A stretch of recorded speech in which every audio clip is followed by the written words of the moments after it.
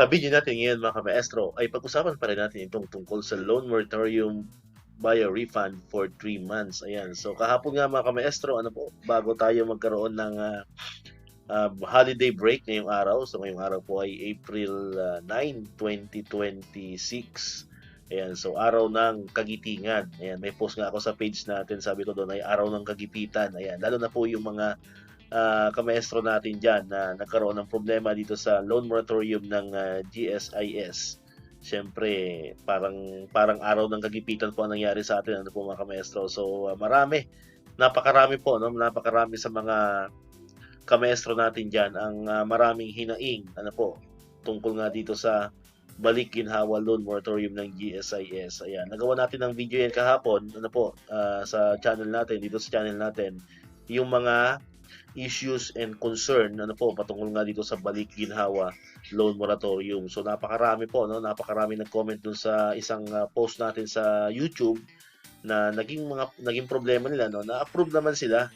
Na-approve naman, nag-grant naman sila nitong balik ginhawa, nag-credit naman sa kanilang mga ATM, particularly yung mga land bank holder. Ano po kasi mas nauna kasing ma-releasean yung land bank holder then kahapon lang or parang paggabi na rin yon para nag-start na rin ano po na mag-release or mag-credit sa mga UB holder naman. Pero parang late afternoon na po yun kahapon na may mga nabasa tayong mga reports na nagsisimula na rin mag-release yung mga UB holder, no, mga Union Bank holder. Ayan. So, kahit marami na rin na-grant or na-credit na mga balik ginhawa refund, marami din po yung mga naging issues. Ano po? And particularly, ano, naalala po natin, at karamihan ito yung naging scenario ano po, na alanganin ano po yung kanilang na refund. So ang expected nila ay qualified naman sila for 3 months no, which is from December, January to February kasi wala naman silang reloan ano po. Kumbaga malinis, wala silang reloan nitong mga nakaraang 3 buwan. So ibig sabihin, qualified naman sila for refund ng 3 months. Pero karamihan ang pumasok lang daw ay 1 month. Ano po? Yung iba nga, alanganin pa sa 1 month. Ano po? So 1 month na nga lang, tapos kinapos pa. No? For example, expected is 3,000, sabihin natin 3,000 kasi yun yung monthly ano niya, loan niya, yung ano niya, amortization niya. So ang nag-grant lang is parang 2K, mga ganon, ano po. So qualified for 3 months, ang nakuha is 1 month na nga lang, then kulang pa ng 1 month yung pumasok sa ATM. So ang tanong nila ngayon, ano ba?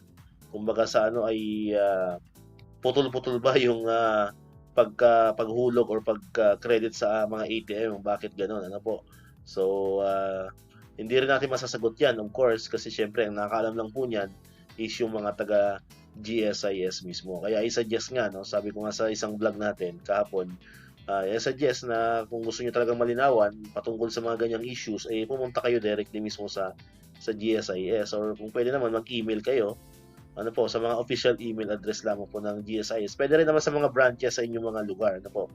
Kasi pagka sa national, yung kumbaga sa central office pa kayo, central pa kayo mag-email ng GSIS, baka maraming pumapasok ng mga emails doon, baka hindi rin kayo agad-agad mare-replyan o masasagot ng mga agents nila or ng mga staff nila, ano po, mga kamaestro. So, I suggest, tingin ko naman mayroon naman kanya-kanyang mga email ano po yung official email yung mga GSIS branches ano po na malapit sa inyo o mga sub office nila so pwede siguro kayo dun mag-inquire or magtanong ng mga issues po na natanggap po ninyo dito sa balik ginhawa na ito mga kamaestro. Mahirap din kasi yan sabi ko nga kahapon sa video natin.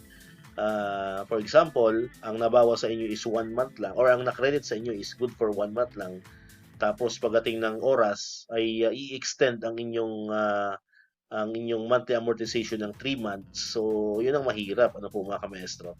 Ayan, so yun nga, yun po yung mga suggest po natin, ano po sa mga kamaestro natin, naiintindihan po natin, naunawaan po natin yung mga saloobin, yung mga hinaing ng mga kamaestro po natin dyan. Kasi alam naman natin talagang sino ba ang aayaw ano po, sa pera ngayong panahon na ito na sabi nga natin talagang grabe na yung ating inflation ano po sobrang taas na ng mga presyo ng mga bilihin po natin. Sabi ko nga ang 1,000 parang nawala lang ng parang bula ano po. So, kumbaga sa ano bawat piso na nire-refund natin dito sana sa Balik-Ginhawa ay talagang napakahalaga. Ayan. So, ito rin ang isa sa sinisigaw ng mga kamaestro natin. At alam ko naman, yung mga nanonood ngayong hapon na to or ngayong araw na ito sa video ko, ay talagang a-agree naman kayo na sana yung mga PLIs naman, dapat it's their time to shine naman, kasi sa dami ng mga issues na na-encounter natin dito sa Balik-Ginhawa program ng GSIS na ito. So, panahon na siguro para ito ng mga PLIs ay para naman makatulong kayo sa ating po mga kaguruan, especially sa DepEd, ay sana naman ay mag-implement na rin po sila ng loan moratorium for 3 months, optional, yun naman ang parati nating sinisigaw, optional, para lamang sa may mga gusto. At sana kung magkakaroon man ng loan moratorium via refund, ang mga PLIs po natin, ay sana naman ay alam na po nila yung mga naging issues dito sa GSIS Balik-Ginhawa. Sana po ay wag nang mangyari sa kanila. Kumbaga, pag sinabing 3 months na loan moratorium, ibigay na natin yung 3 months, mga kamaestro, Huwag na nating isipin kung nakapag-reloan ba yan or hindi. Basta ang mahalaga, mayroon siyang loan. Yun naman para sa atin, kaya nag-reloan yan hindi, ang mahalaga, mayroon siyang loan. Pagbigyan mo na, kahit bayad na yung dati niyang loan dahil nag-reloan siya, pagbigyan mo na ng loan moratorium refund kasi mahahabol mo pa rin naman ang teacher kasi syempre may loan nga, may existing loan naman. Ibig sabihin, obligado pa rin naman ang teacher na ang kliyente na bayaran pa rin yung na-loan niya kahit nagre-loan siya sapagkat mayroon naman siyang existing loan. So syempre, ang hindi mo lang pagbibigyan dapat ng moratorium yung wala namang loan, di ba? Tama ba ako mga kamaestro, no? So, wag natin sanang intindihin or isipin pa kung nagre-loan o hindi. Lahat na, Sana for all na lang yan, yung loan moratorium na yan, mga kamaestro, kasi lahat naman po ay nangangailangan ng pera sa panahon ngayon. So, yun po yung natin, malay natin, may mga nanonood na mga higher officials na mga PLIs po, ng mga minamahal natin mga PLIs dyan. And sa tingin ko naman meron, kasi hindi naman sa medyo marami na rin naman tayong subscriber. Alam ko may mga nakakanood ng video natin na from PLIs. So sana po ay may consider nila yun, mga kamaestro, lalo pa ngayon, nasa bakasyon po tayo. So napakalaking ginhawa na po. Yun talaga ang totoong ginhawa, yung mapagbigyan tayo ng mga PLIs. Kasi aside to sa GSIS, marami rin tayong mga kamaestro na may loan sa mga PLIs, So positive naman tayo, optimistic naman tayo, na sana, sana ay madinig ng PLIs itong ating hinaing ngayon na mapagbigyan din tayo sa loan moratorium. Pero syempre, ang parati nating inire-reiterate po yan is yung optional, para naman may karapatan si teacher na huwag mag-avail or mag-avail. Ayan. So, wag yung mandatory, So, hindi tayo pabor sa mandatory. Okay na yung optional. I-apply din natin. Anyway, hindi naman hassle pa yung pag-apply kasi more online na rin naman tayo ngayon, di ba mga kamaestro? So, yun po, yun po yung aabangan po natin sa mga susunod na araw. And syempre, baka may nanonood din sa atin ng mga top officials ng DepEd, baka meron dyan, di ba? Sabi nga natin, isa rin sila sa pwede makatulong para matupad itong request ng mga kamaestro natin na magkaroon ng moratorium din itong mga PLIs. So, yun. So, optimistic tayo dyan. Sana ay, sabi ko nga doon sa nauna kong vlog, nasa pag-uusap naman yan ng dalawang panig mga kamaestro. Nasa pag-uusap ng DepEd yan and then ng mga PLIs.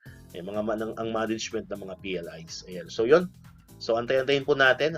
So, like what I have said earlier, kung may mga concern pa rin kayo about sa Balik-Ginhawa program, ayan, pwede rin po kayo mag-comment pa dyan sa comment section natin at baka may makakabasa niya na makakatulong sa atin para masolusyonan yung mga problema na yan.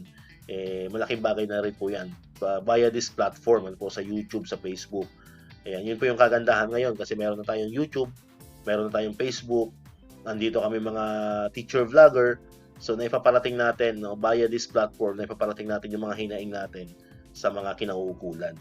Alright, so dito ko natatapusin ang ating video ngayon mga kamaestro. Kung di ka pa nakakapag-subscribe, click mo na ang subscribe button dyan para ikaw yung unang nakapanood ng mga videos na na-upload natin.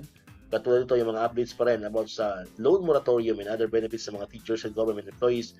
And syempre, click mo na rin ang notification bell button para ma-notify ka. Always updated ka kung may mga bago tayong uploaded na videos. So muli, maraming salamat sa inyong panonood at pakikinig. Once again, El Maestro. See you on my next vlog. Bye-bye!